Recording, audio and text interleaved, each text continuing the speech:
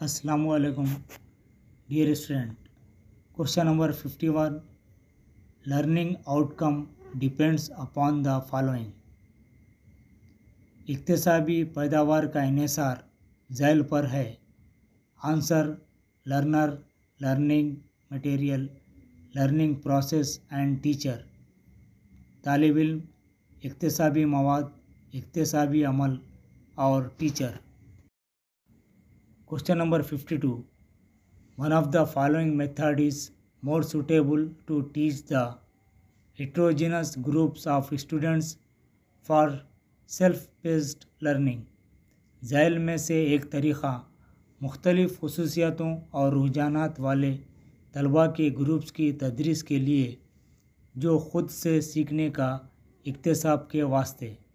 Answer: programmed instruction method, मुनज़्ज़म हिदायत. Question number 53. A child is not able to learn a task properly because of non-attainment of age.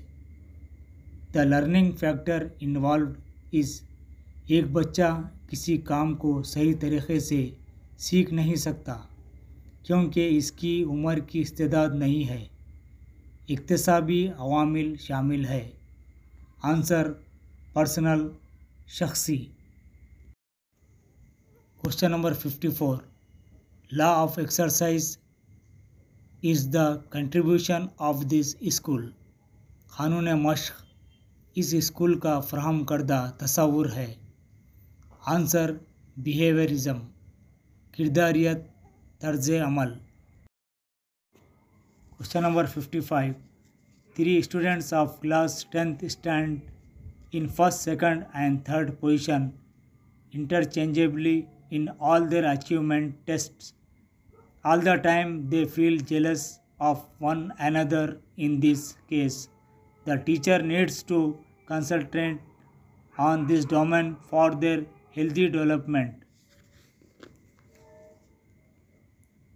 जमात दहुम के 3 तलबा ने पहला दर्जा, दूसरा दर्जा और तीसरा दर्जा अपने तमाम तहसीली आजमाइशों में मुतबादिल हासिल किए. तमाम वक्त वो एक दूसरे से हसद करते रहे. इस मामले में टीचर को तलबा की सेहतमंदाना बालिदगी के लिए इस नफ्स शोबे पर ज़्यादा तवज्जो देने की ज़रूरत है. Answer: affective तासुराती.